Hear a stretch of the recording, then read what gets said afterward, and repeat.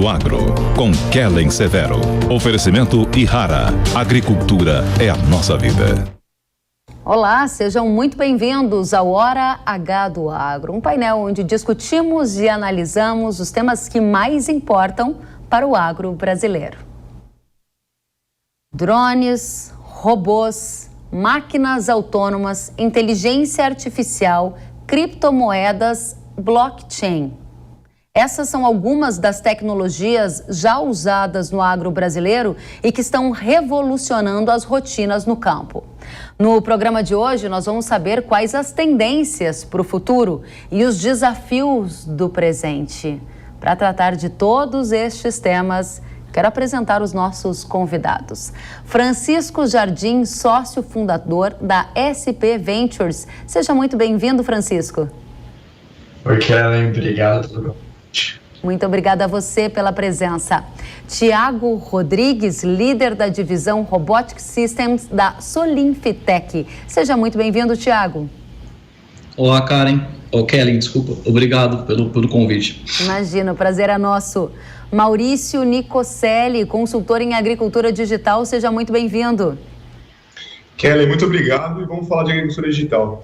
Exatamente. Eu gostaria de comunicá-los que a nossa audiência enviou várias perguntas e para a gente começar, eu vou pedir licença para vocês para a gente apresentar a primeira pergunta, a primeira que vai dar início às nossas discussões, tá bem? Vamos então à pergunta da nossa audiência que entra na tela agora. Vamos ver de quem é a pergunta. Ela é do Fred Frantzen. O Fred Frantzen, ele pergunta: como está atualmente o acesso às tecnologias do agro? Vamos então voltar para os nossos convidados e saber de vocês. Como é que está o acesso a essas tecnologias do agro, Francisco? Kelly, a verdade é que está cada vez mais democrático, tá? E esse é um aspecto normal da tecnologia. Quando ela chega no mercado, normalmente ela fica restrita a um pequeno grupo, né? Cara, é pouco acessível, e com o decorrer, essas tecnologias como computação na nuvem, mobile, conectividade, vão ficando cada vez mais disponíveis. E disponíveis significa baratas, né, acessíveis financeiramente, disponíveis em termos de infraestrutura e com uma usabilidade muito mais fácil, preparada para ser usada por qualquer um, né? Então, em termos de acesso, eu digo que tanto na pecuária quanto na agricultura, tanto no digital quanto na biotecnologia, as tecnologias são cada vez mais acessíveis no agro. Interessante. Você concorda, Tiago? Há diferentes patamares e níveis de acesso ou você acha que, de fato, as tecnologias estão mais acessíveis e para todo mundo, hein? Concordo, assim, a gente sente na pele, assim, a demanda aumentando todo ano aqui da nossa Solinfitec, e o que a gente percebe é que não é mais um custo ou apenas para ter uma qualidade melhor na operação, virou realmente um investimento necessário para aquele produtor conseguir ter competitividade no mercado, né? Então a tecnologia, ela faz parte agora do agro como se fosse um novo insumo. Interessante. Olha, mais uma visão otimista em relação ao acesso dessas tecnologias no agro. Vamos então saber de você, Maurício. Você forma pessoas para trabalhar com tecnologia no campo. Você concorda com a visão do Francisco e do Tiago? Concordo, Kelly. Eu acho que com os smartphones, hoje o produtor tendo ali os seus celulares, tem diversas plataformas que ele pode ter acesso. Hoje tem muita coisa também no YouTube que ele pode aprender. Então, eu acredito que muito da tecnologia está no produtor querer aderir à tecnologia e mudar o seu processo produtivo, né? Interessante. Então, a gente tem essa primeira rodada em relação à acessibilidade. A gente vai evoluindo nessa nossa conversa e eu quero já trazer mais uma pergunta para dar uma pimentinha aqui no nosso painel e eu volto com vocês. Vocês estão vendo aí na tela. A pergunta é do Renan Rezende e diz assim: a pecuária está no mesmo patamar de tecnologias que a agricultura? Francisco, acho que na primeira parte da sua resposta anterior você já deu uma pista, né? Você acredita que a agricultura e pecuária estão no mesmo patamar, dado que você enxerga que há uma acessibilidade maior às novas tecnologias hoje no agro? A verdade é que nesse aspecto a agricultura está muito mais adiantada, tá? Seja em termos de software de gestão, monitoramento de pragas e doenças e outras ferramentas gerais no âmbito digital, a agricultura chegou bem mais cedo, né? Eu uso o exemplo do nosso fundo. A gente vem investindo em agricultura digital desde 2010 e a gente começou a investir em pecuária digital a partir de 2017. Foi quando a gente viu a pecuária estar pronta para começar a adotar tecnologias digitais. Temos visto cada vez mais soluções aparecendo, tanto de contagem de boi, identificação, rastreabilidade, otimização do momento do abate, entre outras soluções em diversas cadeias da proteína, mas a agricultura está uns 7, 8 anos na frente em termos de acesso, disponibilidade e qualidade das tecnologias disponíveis, tá? Interessante. Então, 7 anos depois, vocês começaram a fazer investimentos em startups voltadas para a pecuária na agricultura muito mais cedo. Vou explorar um pouquinho mais desse ponto com você, Francisco, porque você citou alguns exemplos do que a agricultura já vem fazendo e do que a pecuária já vem fazendo. Você investe em empresas de tecnologia no agro, né? Conta pra gente, na sua visão, como essas empresas de agricultura estão atuando e como as de pecuária estão atuando quando a gente fala de tecnologia. Você deu uma pista, eu gostaria que você aprofundasse a sua resposta. Claro, eu acho que o âmbito, né, pegando de soluções e modelos ofertados, nos dois lados é bem amplo, né? Então, na pecuária, a gente está vendo tecnologia no âmbito de biotech para reprodução, para nutrição na área de probióticos e prebióticos e várias outras, né? Mas falando no âmbito digital, eu sempre uso, talvez como ponto de partida, né, o kick-off, as ferramentas de gestão, né? Para você promover uma revolução de gestão, seja na agricultura ou na pecuária, você precisa de ferramenta. E aí entra o famoso software de gestão. Eu pego o momento D, talvez, o software de gestão da agricultura, pensando em 2011, 12, 13, e óbvio, dentro da agricultura também não é homogêneo, né? Você tem cultivos como a sucro energético, grãos, que estão muito mais na frente. Então, dentro da agricultura também é disperso. Mas olhando, eu digo que as ferramentas de solução digital para gestão na agricultura estão 6, 7 anos. O que são essas ferramentas digital de gestão? São ferramentas que permitem que o produtor consiga monitorar e tomar decisões efetivas em tempo real. Então, ele consegue saber o que está acontecendo, olhar isso no dashboard de tecnologia e, consequentemente, reagir com muito mais velocidade. E no final da safra, obviamente, olhar no detalhe onde ele ganhou e onde ele perdeu e quanto que ele ganhou ou perdeu, né? Consequentemente, conseguindo tomar decisões de gestão cada vez mais informadas. E nesse aspecto, a gente vê a gestão da agricultura em termos de ferramentas disponíveis 6 a 7 anos na frente. Olha, que interessante. A gente vai voltar a explorar esse ponto porque ele está muito conectado com a nossa primeira rodada sobre acessibilidade e agora sobre os tipos de ferramentas mais usadas, né, mais observadas aqui na visão do Francisco, tanto para a agricultura quanto para a pecuária. Eu gostaria de saber, na sua opinião, Tiago, você vê agricultura e pecuária no mesmo patamar na implementação de tecnologias, de novas tendências aí do agro digital, por exemplo, ou vê uma diferença? Qual diferença, se você ver alguma?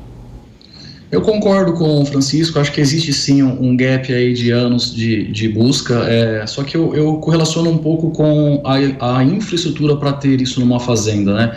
Quando nós começamos em 2007, nós focamos em cana, no estado de São Paulo, onde já existia uma cobertura, por exemplo, GPRS 3G. E a gente sabe que o Mato Grosso, outras regiões que são fortes em pecuárias, têm uma infraestrutura um pouco inferior ao estado de São Paulo. Então, acho que conforme isso vai avançando, e nós temos vários clientes que têm tanto a lavoura quanto também a pecuária, a demanda começa a aparecer. Assim, nós temos alguns clientes que pedem para monitorar o pasto, seja índice de NDVI, né, saúde daquele pasto, clientes que pedem para que monitore o caminhão que faz o abastecimento daquele coxo. Então, assim, existe sim a demanda, só que eu acho que está um pouco deslocada, né? Realmente tem muito mais produtos aí para as culturas que teve mais infraestrutura no começo. Interessante. Você falou em monitoramento, Francisco também falou em gestão de dados. A gente está observando essa palavra de uma forma mais marcada nessa primeira rodada e eu vou trabalhar esse ponto aqui conosco para a nossa audiência, porque esse monitoramento que você disse que acontece tanto na agricultura quanto na pecuária, ele está no mesmo patamar em termos de profundidade dos dados, em usabilidade, ou seja, você captura o dado, o agricultor ou o pecuarista, e ele consegue transformar isso em conhecimento palpável para melhorar as atividades dele ou a rentabilidade dele, na sua opinião, Tiago? Eu acredito que não. Sim, eu acho que grãos, principalmente, olha muito para a questão agronômica, né? Aumentar a produtividade por hectare, é uma briga constante ali para melhorar a rentabilidade do produtor. Cana-de-açúcar foi muito rápida em redução de custo, né? Assim, é uma empresa de logística, basicamente uma usina, então eles avançaram muito com controle, custo e gestão. A pecuária, eu acredito que olhou mais para a nutrição, mais para o animal, e agora começa a olhar para essas outras etapas que também compõem o processo produtivo deles, né? Interessante ver o diferente grau de desenvolvimento e de resposta no tempo de cada cultura também. Muito obrigada. Maurício, como é para você? A nossa audiência gostaria também de conhecer um pouquinho mais de detalhes da sua atuação. Você atua prioritariamente em Mato Grosso e você ajuda nesse processo de, vou usar um termo e você me corrige se não for esse, de alfabetização para o uso dessas tecnologias, para a implementação dessas tecnologias. O que você tem acompanhado é uma diferença do quanto a agricultura está implementando e do quanto a pecuária está implementando? Perfeito, Kelly. Eu concordo muito com o Francisco e com o Thiago, porque assim, há 5 anos eu ensino grandes fazendas a trabalhar com tecnologia. Então eu tenho 5 grandes clientes e eu tenho um dos clientes que ele é pecuarista. E por morar aqui no norte do Mato Grosso, eu conheço muito pecuarista, muita fazenda, né? E vejo que a cabeça desses agricultores é um pouco diferente. O pecuarista, ele demorou um pouco mais, eu estou vendo que os filhos deles estão usando mais novas plataformas, e o agricultor que já planta os grãos há algum tempo já usa muito mais. Então eu vejo que a gente melhorou muito, né, em relação ao que era, mas ainda tem um longo caminho para isso. E às vezes tem uma certa resistência de coisas novas nessas fazendas aqui do norte do Mato Grosso, que tem muita pecuária, no caso. Mas está mudando, graças a Deus está mudando. E Kelly, só pegando um gancho nesse ponto, tem 2 tendências que a gente está vendo acelerar a adoção tecnológica na pecuária e estão surpreendendo. Pegando o gancho dele agora, é a explosão da integração lavoura, pecuária e floresta, né? Onde o produtor muitas vezes está usando esse novo processo e ele já tem um nível de gestão na agricultura e aí ele vai e acaba aplicando ou exigindo também o mesmo nível de gestão na pecuária. A outra pressão é a questão climática, né? Começou a colocar muita pressão em cima, né, da nossa pecuária. Consequentemente, o pecuarista começa a querer mais tecnologia para mostrar que ele é sustentável e rebater muitas das críticas e rastreabilidade, tá? Então são 2 tendências que a gente está vendo equiparar, talvez, nos próximos anos, o nível das 2 atividades agrícolas em termos de adoção tecnológica. Excelente ponto, Francisco. Muito obrigada por trazer esse elemento, porque justamente eu gostaria de avançar nesse ponto com o Maurício, com o Thiago. Maurício, como você falou por último, eu vou pegar um gancho na sua parte, você falou sobre resistência para a adoção de novas tecnologias, mas eu lembro que há pouco a gente falou de que elas estavam acessíveis. Esse é um ponto interessante que eu gostaria de explorar com você. O fato da tecnologia estar acessível pode estar vinculado, por exemplo, a melhor conectividade, pode estar vinculado a preços mais compatíveis com o bolso de diferentes agricultores, pode ser que eles estejam fazendo algum tipo de agrupamento em cooperativas para acessar as tecnologias. Ainda que essas tecnologias estejam acessíveis, você disse que há resistência. Eu gostaria de entender um pouquinho mais dessa resistência para a adoção de novas tecnologias e ligada a que tipo de tecnologia você observa a resistência. Bacana. Eu vejo que hoje o produtor, pelo menos até falando dos meus clientes, eles são muito acessados por empresas. A gente tem um universo aí, no último levantamento, de mais de 1.600 agtechs. Então tem muita solução e às vezes até insiste muito para esse produtor usar isso. E às vezes é um produto, um serviço muito bom, mas que ele não quer pela questão de ficar insistindo um pouco nisso. Então eu vejo um pouco desse lado. E um pouco do agricultor que ele conduziu o negócio dele há 20 anos daquela maneira, ele fala, dá certo assim, e continua. Mas assim, eu vejo um pouco por isso. A minha facilidade hoje é que os meus clientes são também da minha idade, assim, então é uma geração mais nova, que gosta mais disso, então ele está nessa sucessão familiar, então facilita muito eu levar coisa nova para esse agricultor, porque ele está bem aberto à tecnologia. Então, são pessoas também que viajam pelo mundo, visitam todas as feiras, então estão ligados em tudo. E isso é muito bom. Mas, como eu falei, a resistência está na questão de muita oferta e um pouco na questão de não querer mudar, e alguns processos está meio cômodo, vamos dizer assim, sabe? Interessante. Maurício trouxe um ponto, e eu lembro muito bem de uma pesquisa da McKinsey que avaliou a cabeça do agricultor em pelo menos 7 dimensões. Eles fizeram esta pesquisa e também mapearam o rejuvenescimento do agricultor brasileiro.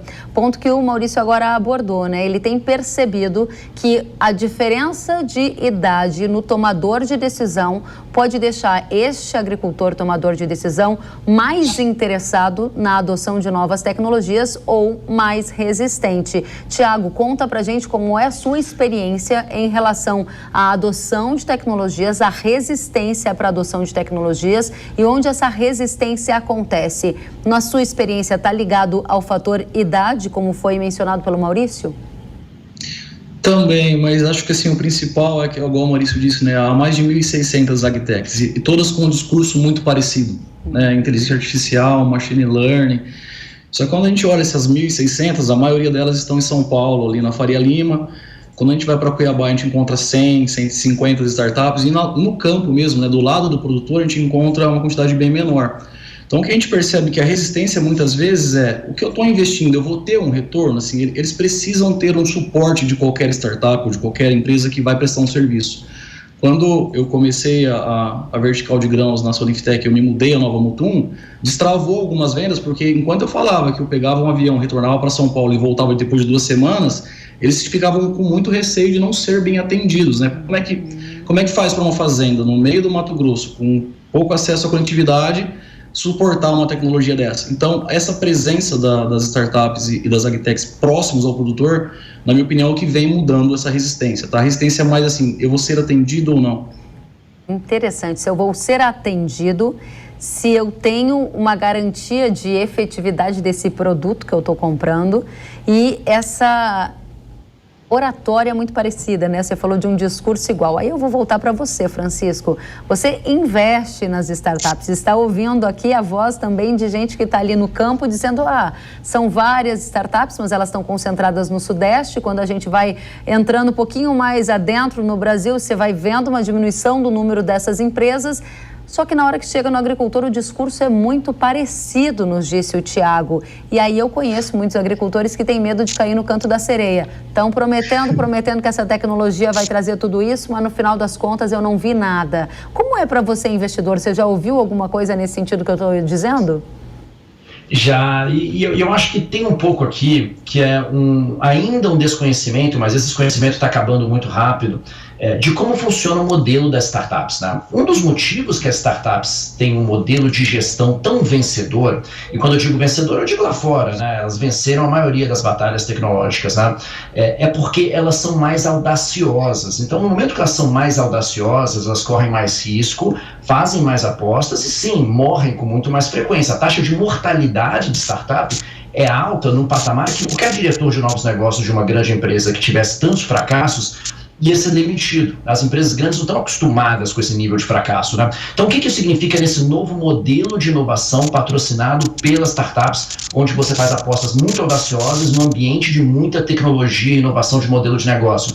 O produtor, o cliente, tem que testar várias, para poder ser o que adota as tecnologias cedo, né? Seja em monitoramento de pragas, seja em gestão. Então, hoje eu vejo a maioria concentrada no Sudeste, mas se você pega nos Estados Unidos, a maioria está concentrada na Califórnia também, que é onde está o talento, né? As startups são criadas pelo talento técnico, ciência da computação, hardware, engenheiros agrônomos, e hoje tem uma concentração do capital humano e do capital financeiro no Sudeste. Mas eu vejo essas companhias conseguindo lançar produtos e conquistar mercado cada vez mais no Centro-Oeste. Interessante, aí você falou, tem que testar. Como é que funciona na prática? Aí a nossa audiência está assistindo toda essa conversa e ele fica pensando, eu tenho interesse em investir numa tecnologia nova. Estou falando aqui, eventualmente, com uma cabeça de um agricultor. Por qual tecnologia eu começo? E será que uma dessas empresas vai me oferecer um período de teste para eu ver se isso efetivamente funciona? Vou passar essa pergunta para você, Tiago. Existe isto?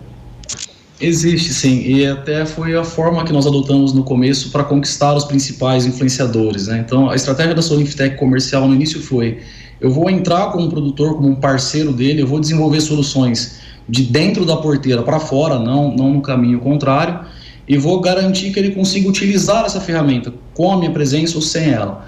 E durante esse período a gente costuma mensurar quais são os retornos, né? Então, o produtor está muito assim, acostumado a olhar para a viabilidade. Tá, eu vou investir R$10 por hectare, mas quanto isso vai me retornar? Se o retorno não existir, dificilmente ele investe. E aí você pode ficar um período grande de POC ali dentro, tentando sair, né? Quando ele realmente vê que tem um retorno, uma viabilidade, aí a adoção é muito rápida. Assim, nós temos grupos grandes, de mais de 400 mil hectares, que fez um piloto de 3 meses, a partir dos 3 meses, quando viu a viabilidade, adotou para todo o grupo. E é super importante fazer essa prova e essa mensuração em conjunto com o produtor. Desculpe, Tiago, havia perdido a sua voz. Você falou em viabilidade econômica como um dos gatilhos importantes para a adoção da tecnologia, da nova, da inovação e etc. A minha dúvida e curiosidade ficou, que tecnologia foi essa que um grande cliente testou por 3 meses e depois adotou para uma área significativa? Basicamente, o monitoramento e apontamento de todos os equipamentos agrícolas, seja pulverizadores, tratores, colhedoras, e tudo isso integrado com o clima, né, que é as nossas estações meteorológicas, que desdobram depois numa integração com o RP, para que ele tenha um controle melhor do custo, né, e apuração dos custos por talhão e por equipamento. Interessante, é o monitoramento no detalhe. Obrigada, Tiago. Maurício, diga pra gente o que você está achando dessa conversa toda aqui. Na sua realidade é um pouco diferente? O agricultor, ele está disposto a testar? Ele precisa ter a viabilidade econômica evidenciada em um curto espaço de tempo ou não? Dependendo da cabeça do agricultor, ele até aguenta observar um pouco mais para entender se ele vai ou não fazer algum investimento naquela tecnologia. Perfeito, é bem semelhante. Hoje eu atendo grupos médios e grandes assim, e a gente se espelha no que os grandes grupos maiores estão fazendo para levar isso para o agricultor intermediário. Eu vejo que hoje a grande entrada na agricultura é testar durante um período gratuito para ele ver a viabilidade para até então aderir à tecnologia.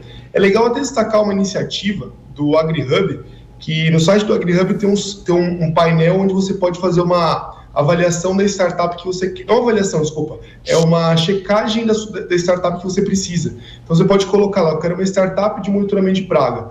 Ele faz um buscar, ele procura, ele faz um review também, tem vídeos no YouTube. Então, é uma iniciativa gratuita que está lá no site do AgriHub, que é uma iniciativa da FAMATO, que também acho que vai ajudar muito o produtor rural a democratizar, a ter esse acesso. E até uma outra dica é a Embrapa Informática, que faz muita coisa gratuita e muita gente não sabe. Então é legal que tem alguns aplicativos ali que melhoram a vida do pequeno e médio agricultor. Então, assim, é legal que hoje a agricultura digital ela é totalmente democrática para o pequeno, médio, para o grande agricultor. Então, acho que é um pouco que eu também queria destacar nessa parte. Que legal, você está dizendo que é acessível, mais uma vez, né? Que hoje a gente tem diferentes tipos de tecnologias que podem ser adotadas. Agora, Maurício, você que trabalha ali com o agricultor, se ele é uma pessoa que não é muito ligado à adoção de tecnologias, mas está ouvindo essa conversa aqui na Jovem Pan, está ouvindo entre os vizinhos, está ouvindo nos eventos que ele vai e ele está dizendo, eu preciso fazer alguma coisa para fazer parte deste novo movimento, de um novo agro. A primeira recomendação que você dá para o seu cliente e para o nosso telespectador é, comece por aqui. Esse aqui é onde?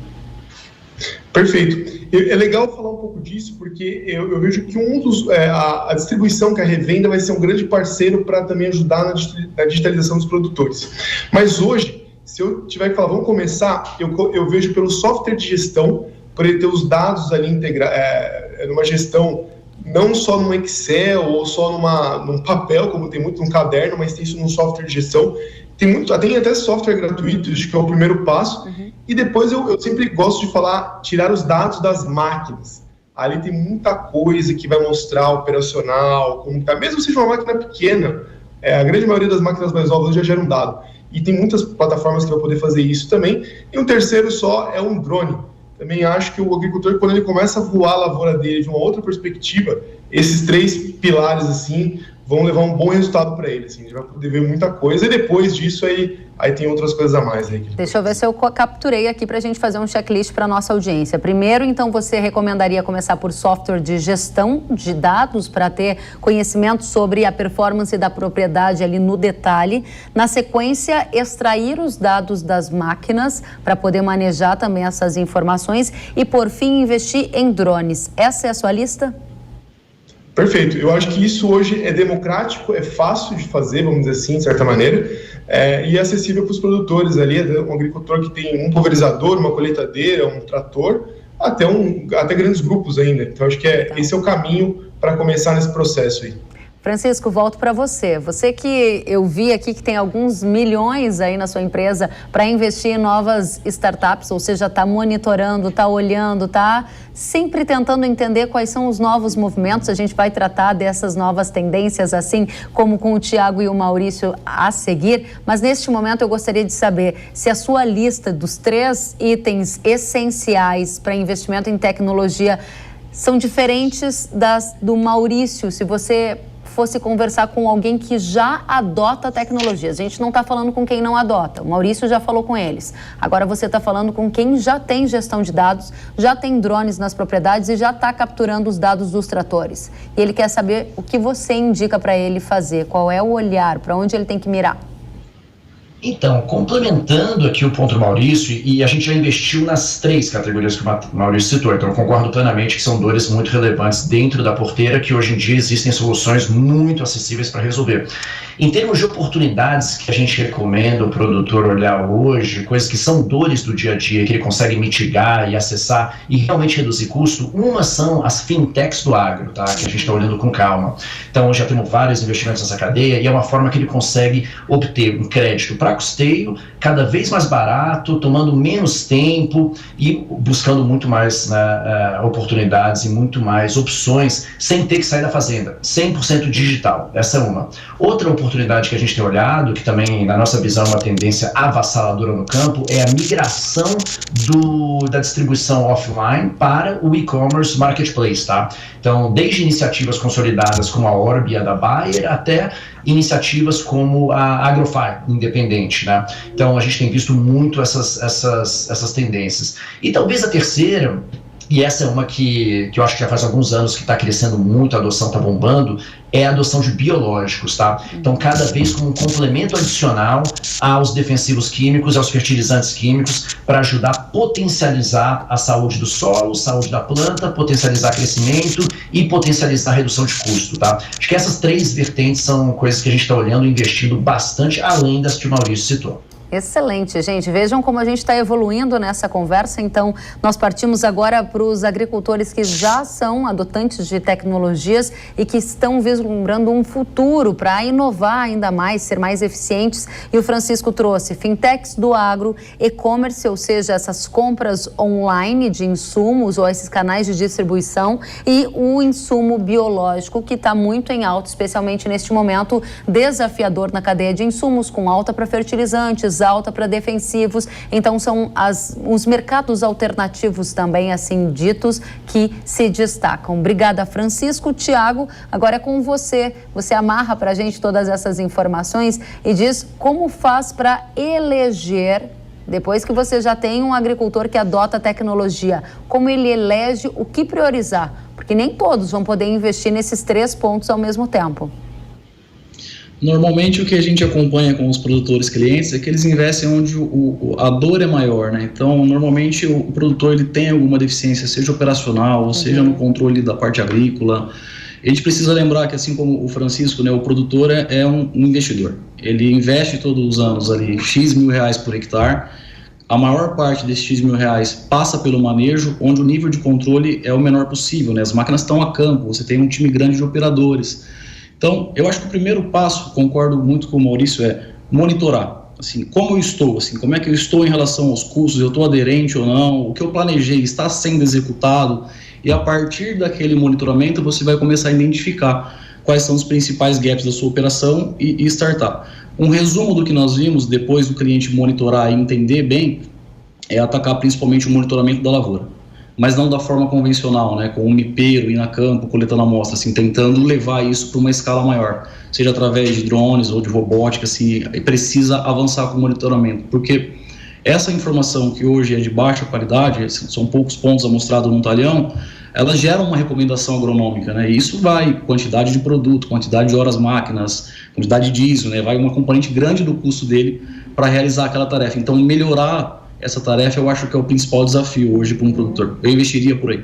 Excelente. Sabe que a gente observa muito ao conversar com agricultores que assim que há um monitoramento, você verifica os dados, aprimora, né, a sua parte financeira e essa sustentabilidade econômica, ou seja, quando o recurso sobra, ele imediatamente é reinvestido, como você apontou, com máquinas, com insumos e também com equipamentos de grande performance, porque de fato o olhar do agricultor é um olhar para evoluir sempre, né? Pergunto para você, Tiago, a gente ouviu aqui o Francisco dizer sobre usar estes dados, ter uma mentalidade também positiva, uma mentalidade de avanço. A minha pergunta para você é: o que fica no passado, que não faz mais parte do agro novo, do novo agro, e se você acha que estamos preparados enquanto comunidade agro para ler estes dados e transformá-los em conhecimento, a informação virando conhecimento para ter uma mudança efetiva nas rotinas do setor.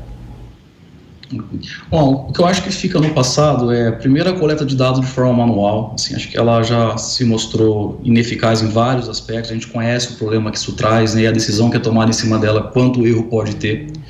E segundo é o offline, assim, porque também para o produtor não adianta muita informação, sendo que o problema já aconteceu na lavoura, né? Então, ele precisa de algo que seja preventivo ali, aquele problema. Então, a gente aposta muito em pegar o que já existe e modernizar, trazendo mais dados, mas não só o dado em si, trazendo uma decisão, uma informação, uma tomada de decisão no momento que realmente precisa acontecer. O que a gente escuta muito dos produtores quando começa o treinamento e a implantação de um projeto, né? Fala, eu tenho 10 plataformas aqui, eu tenho que parar e olhar para 10 televisões ao mesmo tempo, eu não tenho tempo para isso, eu tenho que ir para a lavoura, eu tenho que acompanhar a lavoura. Então, assim, a gente percebe que muitas vezes o banco de dados acaba virando um bando de dados, e o produtor acaba tendo dificuldade de extrair alguma informação dali. O que a gente aposta muito é, cada vez mais com algoritmos de inteligência, ajudar o produtor a tomar a decisão na hora que ela realmente vai ser assertiva. Estou adorando essa conversa e aí fica para você, Maurício, como é que a gente comunica isso para a comunidade agro, que está um pouco mais reservada ainda em relação a esse vocabulário também, né? Eles estão falando em algoritmos, dados na nuvem, ferramentas poderosas que ajudam a tomar as melhores decisões. Não estou criticando, viu, meninos? Eu só estou dizendo que o agricultor mais desconfiado, ele diz, se eu não entendo como funciona, tenho dúvidas de que isso vai ser efetivo na minha lavoura. Como é que faz? É um excelente desafio, porque eu até fazer uma ponderação. No Brasil hoje a gente tem mais de 331 faculdades de agronomia e poucas faculdades de agronomia têm um curso específico de agricultura de precisão, digital ou uma matéria na grade. Então eu acho que muito da comunicação tem que ir para a universidade, mudar isso. Temos cursos da FATEC, tem coisa boa no mercado também, mas eu acho que tem vários agrônomos formados que não têm isso na sua grade. Então eu acho que é um jeito de cada vez mais estar presente na universidade para ir para o campo. Uma coisa boa que eu gosto de chamar a atenção tem muita coisa gratuita no YouTube. Eu sou um usuário assíduo de YouTube, de assistir vídeos e consumir conteúdo útil, né? Então tem muita coisa que se o agricultor quiser, ele pode ir lá também visualizar, né? Como eu já havia dito. Mas assim, acho que tanto o Thiago como o Francisco ponderaram bem todos os pontos. Sair do manual para a gente ir para o digital. E tem muita coisa boa acontecendo e está muito rápido, né? Então esse é o grande desafio de todos nós, né? Francisco, você queria fazer um ponto? Você levantou a mão? Não? Legal. Então, gente, achei assim fantástico para essa primeira rodada. Eu vou pedir para vocês esperarem aqui, porque a gente vai fazer uma pausa e a gente vai voltar com a nossa audiência trazendo o que vocês têm de novidade para robótica, para metaverso, para criptomoeda, para blockchain e para todo esse novo idioma que vai fazer parte do agro do futuro. Eu volto com vocês daqui a pouquinho, fiquem por aí. E agora a gente dá uma pausa na conversa do painel para acompanhar mais um episódio da série Agricultor Todo Dia. A convite da Ihara, eu viajei até Piedade, em São Paulo, onde vivi um dia como agricultora. Lá eu fiz a colheita da cebola, do coentro e aprendi um pouco mais sobre os negócios na agricultura familiar. Vamos ver?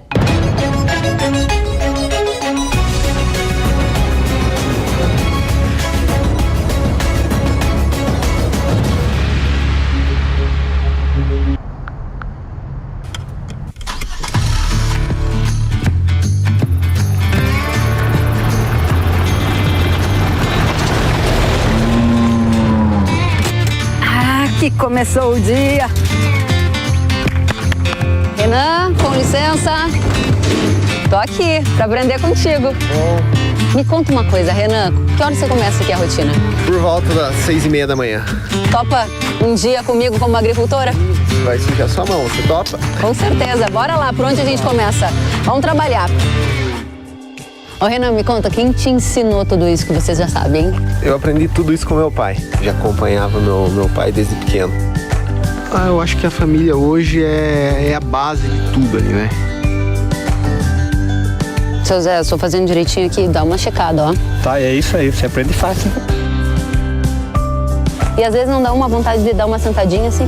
Ah, não, porque se você ficar na moleza aí, você não faz nada. Sabe tudo. Isso é muito interessante, porque a gente está em 2021, mas muito daquilo que vai pro prato da gente no dia a dia ainda depende da mão para colher.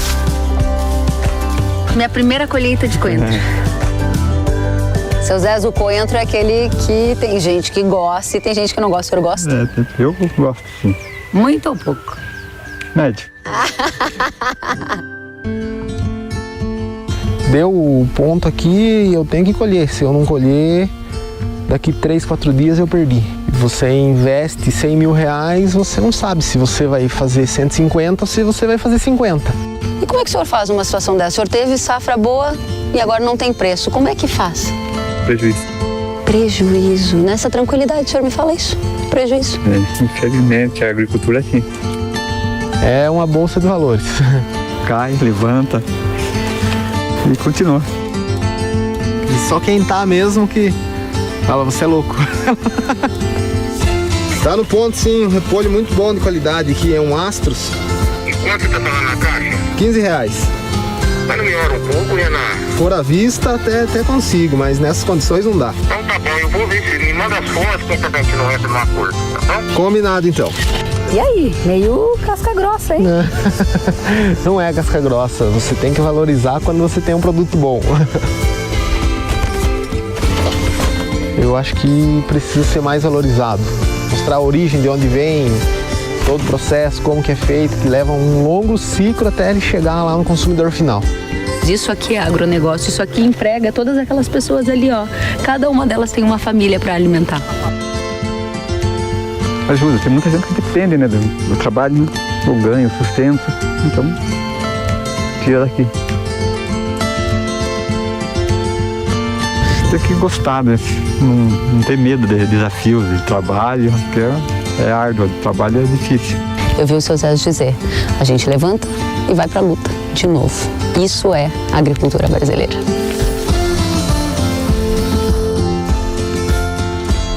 É tão rico você se colocar no papel do outro.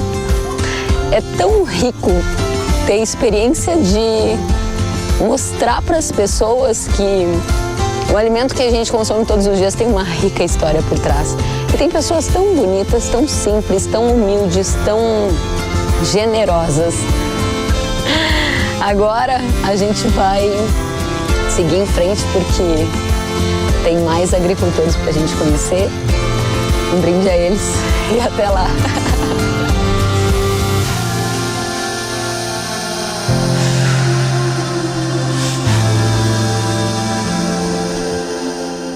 A terceira rodada para convidar já os nossos painelistas para estarem conosco mais uma vez, o Francisco, o Thiago, o Maurício, e a gente tem perguntas da audiência, vamos conhecer, olha só. Vamos ver na tela então a pergunta da Camila.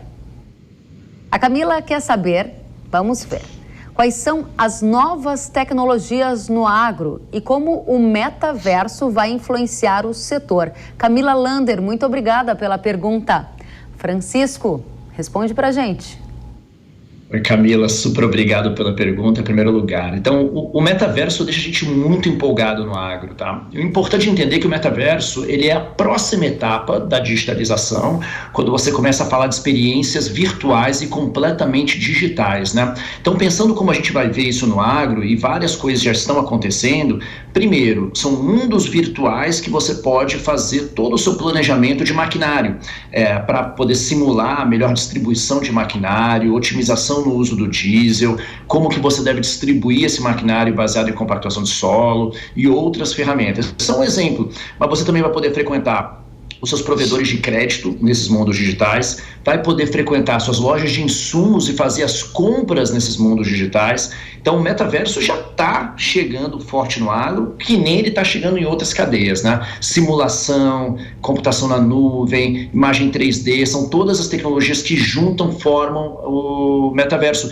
E com uma muito importante, para você transacionar no metaverso, você precisa de moedas digitais, as criptos, né? Que também já estão chegando com muita força no agro. Então a gente vê tudo que foi comentado pelo Maurício, pelo Thiago e por mim aqui no último bloco, fintech, e-commerce, soluções digitais para gestão, tudo isso juntos criam um novo mundo digital ultra empoderado, que é o que a gente conhece como metaverso, que já existe em outras cadeias e está chegando com muita força agora no agro. Recentemente, a Solinfitech anunciou o lançamento de um robô autônomo baseado em inteligência artificial que identifica insetos e plantas daninhas. Você está vendo aí na tela, né? A gente está curioso para saber como esse robô aí vai funcionar nas lavouras, como ele vai identificar esses insetos, essas plantas daninhas, quanto tempo para a gente já usar isso em larga escala no Brasil? Pergunta que eu faço para você, Thiago, conta para a gente.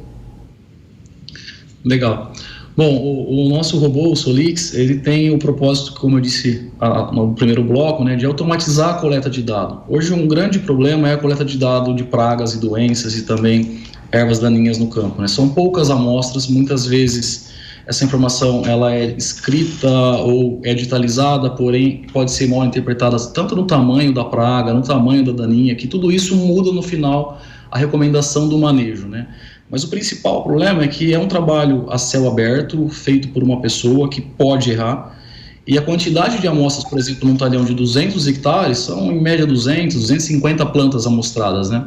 O que nós estamos mudando é saindo desse uso de média com a baixa amostragem e passando a olhar para 14 milhões de plantas e planta a planta individualmente, né? E olhando se tem praga, não tem, se há dano, não tem, se há daninho ou não. Todos os principais aspectos que uma pessoa consegue observar e transmitindo isso em forma de mapa e imagens para que o agrônomo e o time técnico da fazenda consiga fazer um manejo mais assertivo. O que nós estamos trazendo é, ao invés de ter um manejo com um talhão de 200 hectares, são 2.000 talhões de 0 hectare, onde cada parte tem uma infestação diferente, um comportamento diferente, e eu vou proporcionar um manejo diferente para cada parte desse talhão. Interessante. Isso já está disponível comercialmente aqui no Brasil? Nós vamos lançar comercialmente a pré-venda na AgriShow. Eu já estou com esse robô operando tanto no Canadá, quanto nos Estados Unidos, quanto no Brasil. Aqui no Brasil nós estamos numa grande fazenda do Grupo Amage, que é Itamaraty, 55 mil hectares, num talhão em POC, lá com... Eles são grandes parceiros nossos, o Ricardo, Moreira, eles sempre ajudaram a gente a desenvolver as soluções. Então nós estamos lá, rodando essa safra do algodão, desenvolvendo junto com o produtor os principais entregáveis, que também não adianta eu mandar 14 milhões de fotos para o produtor e querer que ele clique em cada uma delas para tomar uma decisão, né? Eu preciso transformar esse dado novamente numa informação, e a gente vai lançar na AgriShow com entrega para setembro para a safra do soja. Que bacana, parabéns pelo lançamento. E aí eu pergunto para você, Maurício, lá nas colocações iniciais do Francisco, agora aqui num exemplo prático do Thiago, e eu fiz essa provocação porque a gente, como jornalista, a gente quer incluir as pessoas nessa conversa, né? E eu fico um pouco me perguntando, será que está todo mundo conseguindo transitar nesse vocabulário? Metaverso, criptomoeda, startup, agri-hub, hub de inovação. Como que é, na sua percepção, tudo isso? E sim, quais são as novas tecnologias do agro? Se o metaverso vem aí, pergunta da Camila. O glossário é bem extenso de palavras, acho que a gente demora bastante, eu pelo menos que trabalho com isso, demorei bastante para entender, mas cada vez mais vai ser o assunto do momento. Então, do metaverso, eu vejo muito, complementando o que o Francisco falou, vai ser usado para treinamentos. Então, acredito que você colocar um óculos e você tá numa situação de uma oficina com um trator, onde você pode fazer um treinamento, eu acho que isso vai facilitar muito também, levar treinamentos de uma regional para outra. A gente já pensa também, muito foi falado no metaverso para reuniões online, algo nessa linha, então eu já vejo que vai ser algo muito corriqueiro para os próximos anos. E um ponto muito legal que está acontecendo na agricultura é a tokenização de ativos. Então, já existe uma empresa da Argentina que criou um token da soja. E aí, quando isso estiver rodando, muda todo o sistema financeiro. Na verdade, já está rodando, mas assim, porque você comercializa esse ativo 24 horas durante 7 dias por semana. Então, assim, o mundo vai mudar de uma maneira muito incrível nos próximos 5 anos, eu acho que com a tokenização, com o metaverso, e a gente não precisa ser especialista, mas a gente tem que estar sabendo o que está acontecendo em relação a isso, né? Porque muda tudo, muda a agricultura, muda o sistema financeiro, muda o modelo de educação e muito mais, assim, sabe? Muito bem, e aí eu volto para você, Francisco. Como faz para incluir os agricultores, os investidores, todo mundo nessa conversa? Por onde você começa? Afinal de contas, vocês 3 aqui estão num patamar bastante diferenciado, né? Tem muito conhecimento. Como faz para incluir as pessoas nas conversas de digitalização, de novo agro, de tendências para o nosso negócio? Kellen, eu acho que é uma das coisas que mais une as gerações, né? Quando a gente pega o avô, o filho e o neto na fazenda, o tema que mais integra e que mais une é falar de tecnologia, né? Porque tecnologia talvez seja algo mais futurístico para o mais novo, mas para o mais velho é produtividade. Então, a questão é não ficar preso nos termos técnicos da tecnologia, é falar de produtividade e resultado prático, tá?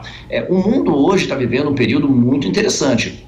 A gente encavalou 4 grandes revoluções tecnológicas: a computação na nuvem, a mobilidade, as tecnologias social, né, Facebook, etc. E essa quarta, que a turma aqui já está comentando, e a gente vê que 1 ou 2 anos atrás era muito desconhecida, que é cripto, né? São 4 grandes transformações tecnológicas que a primeira nem acabou de exaurir, né, nem terminou de exaurir todos os seus impactos, e já tem uma quarta agora entrando com toda a força. Então, os termos técnicos são complicados, não precisam ser disseminados para o público em comum. O que precisa ser disseminado, o que tem que ser construído, o que a gente está vendo essa nova geração de startups produzindo e construindo é de transformar essas tecnologias em soluções de produtividade para o dia a dia, muito como o Facebook, o Instagram e várias dessas outras ferramentas acabam tendo muita tecnologia embarcado, mas na ponta eles servem um propósito muito específico e fácil de usar. Então tem uma expressão que a turma usa, que é a usabilidade, ou como lá fora, a experiência de usuário, UX, né? E isso é um dos grandes focos hoje para acelerar essa adoção, e você não precisar entender da tecnologia, entender a produtividade e o ganho que ela traz. Olha que legal, hein? Muito obrigada, Francisco. Tiago, diga pra gente, você acabou não entrando ali na conversa que a Camila nos propôs sobre as novas tecnologias, você entrou trazendo um case, né? Um case já de sucesso de um robô que identifica essas pragas nas lavouras. Agora, diga pra gente como você vê essa revolução ligada a criptomoedas, a este universo do metaverso, a sua visão de conexão disso tudo com o agronegócio. Legal. Bom, assim, imagina para o Maurício, que é um consultor, né, de agricultura digital, se ele conseguisse colocar um óculos, identificar um ponto no talhão onde há uma mancha que pode ser baixa produtividade por compactação, por falta de nitrogênio no solo, por praga, e ele consiga direcionar um equipamento que vai lá, escaneia a planta de cima até embaixo e mostra para ele exatamente o que está acontecendo, e aí depois volta com essa informação, extrapola para ver onde mais tem o mesmo comportamento dentro da fazenda. Assim, a Soliftech vai muito na linha de prover esse dado, para que a pessoa que é responsável pelo manejo consiga tomar uma decisão olhando o todo, sabe? Eu acho que, até completando um pouco do que o Francisco comentou, assim, dentro de uma fazenda nós temos várias pessoas que têm que ser atendidas, né? O produtor, o dono, né, o proprietário da fazenda, sim, ele tem um discurso mais ali voltado, na minha opinião, para viabilidade, rentabilidade. Mas quando você fala com o operador, ainda existe, em alguns estados, um pouco de analfabetismo. Então você precisa ter uma linguagem super fácil para que ele consiga usar aquela tecnologia. Quando você fala para um agrônomo, ele tem um foco olhando para a planta, né? É vida. Quando você fala com a oficina, por exemplo, eles têm um olhar para diesel, mecanização, disponibilidade mecânica. Então é importante que, independente da tecnologia que está na fazenda, é que ela consiga conversar de forma simples com todos os usuários que estão lá dentro. Assim. Eu costumo brincar que quem compra de fato a solução não é o proprietário, é o operador. Sabe? Se você conseguir conquistar o operador, com certeza essa tecnologia vai ser comprada pelo cliente.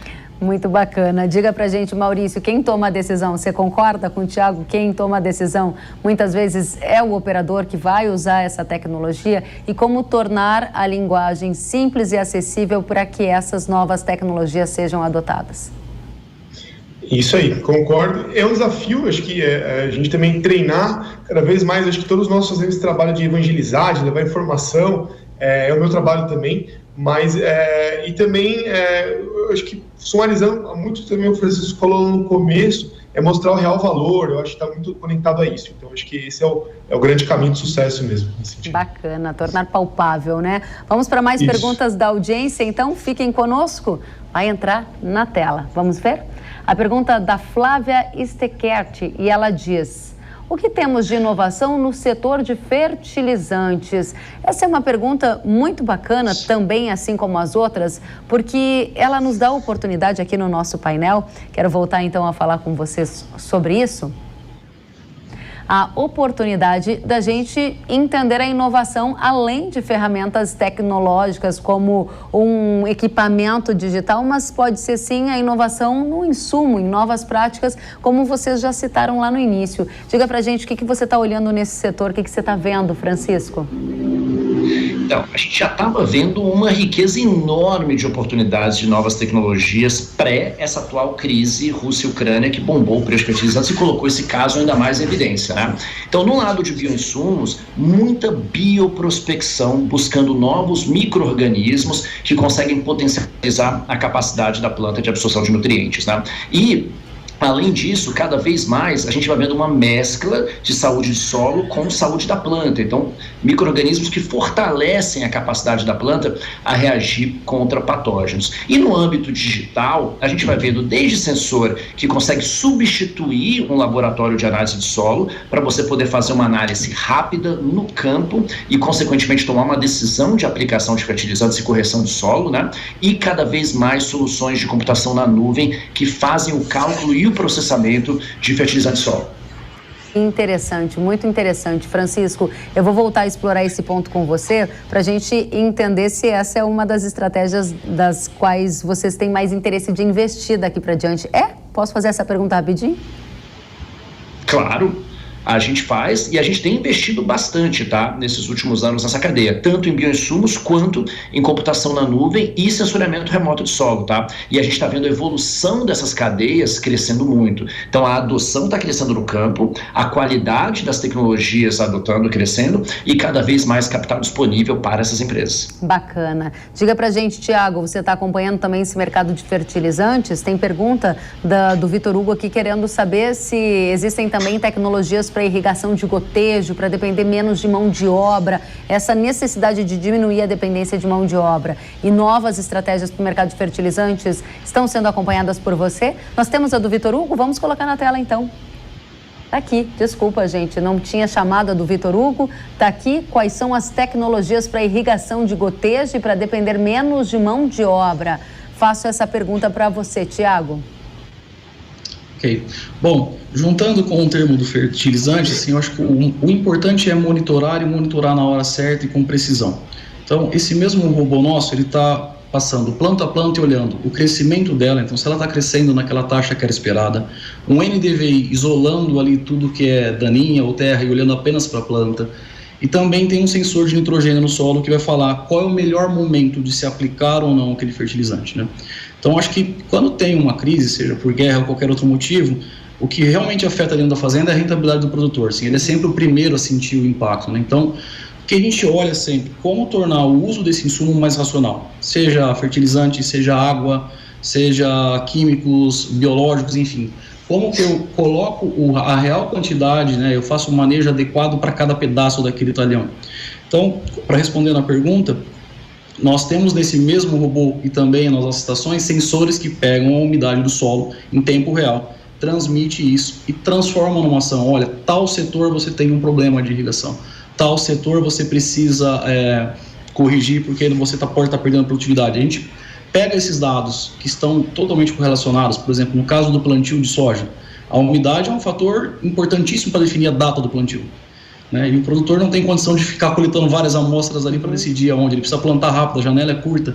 Então a Solinftec aposta muito nisso, assim, de colocar muitos sensores baratos, espalhar em campo em grande quantidade, para que o produtor consiga ter um monitoramento real e totalmente assertivo do que ele precisa fazer a cada momento do dia a dia dele. Muito obrigada. Gente, uma conversa leve, mas ao mesmo tempo profunda e de alto interesse para a audiência agro. Eu gostaria então de pedir a você, Francisco, que fizesse uma breve consideração final. Você tem um minutinho.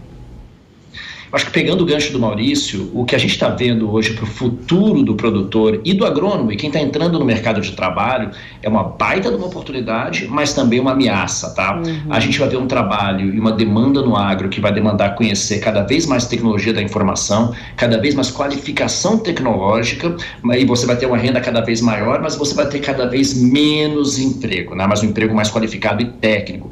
Então o futuro do agro é tecnológico, tanto para quem quer trabalhar quanto para quem quer produzir. Então acho que a consideração final é essa, não tem como ficar sem experimentar e sem provar novas tecnologias. Tem que testar, tem que usar, tem que estudar e cada vez mais vai ser o resultado final da produtividade. Excelente, muito obrigada, Francisco. Agradeço ao Francisco Jardim, sócio fundador da SP Ventures. Muito obrigada pela presença. Tiago, a sua consideração final? Bom, acho que o importante dessa discussão é que fica claro que tecnologia já não é mais algo do futuro, assim, é necessário, é do dia a dia, assim, que você precisa realmente adotar. O que a gente percebe é que o produtor brasileiro ele é muito tecnificado, assim, tanto que a solução desenvolvida aqui no Brasil nossa está sendo exportada para mais de 10 países, né? Assim, eu tenho pessoas nos Estados Unidos utilizando a solução que foi desenvolvida com o produtor brasileiro. O que eu acho é que a gente deve cada vez mais fomentar integrações entre empresas, porque uma das coisas que o produtor sempre diz para a gente é: eu não consigo analisar 2, 3, 4 plataformas, eu preciso que elas se juntem e me entreguem uma informação final onde eu possa de fato tomar uma decisão. Então acho que passa por um caminho também para as startups de começarem a juntar forças e ter uma terceira entrega além das que você já tem hoje no portfólio, combinando os produtos. Muito legal. Tiago Rodrigues, muito obrigada. Líder da divisão Robotic Systems da Solinfitec. Agora você, Maurício, a sua consideração final. Perfeito. Kellen, muito obrigado pelo espaço.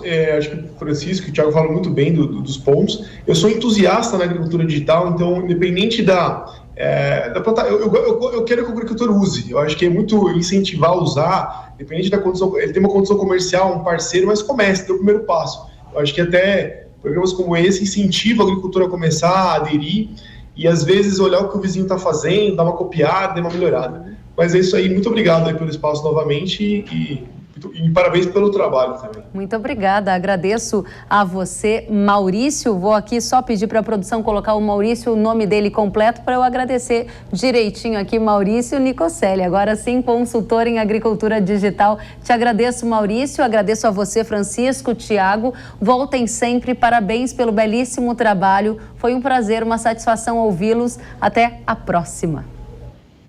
E agora eu tenho um recadinho para você. Hoje eu quero dar uma dica para você, produtor de cana. A gente sabe que manter os canaviais a todo vapor não é tarefa fácil.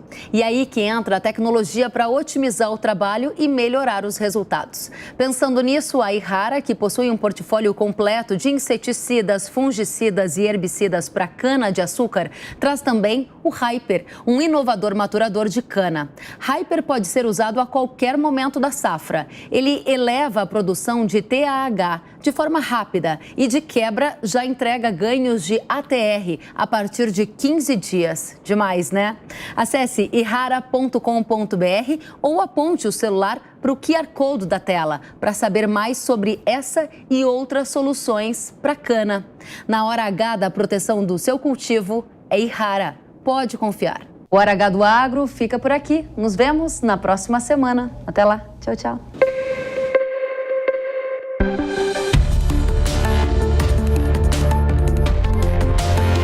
Hora H do Agro, com Kellen Severo. Oferecimento Yara. Agricultura é a nossa vida.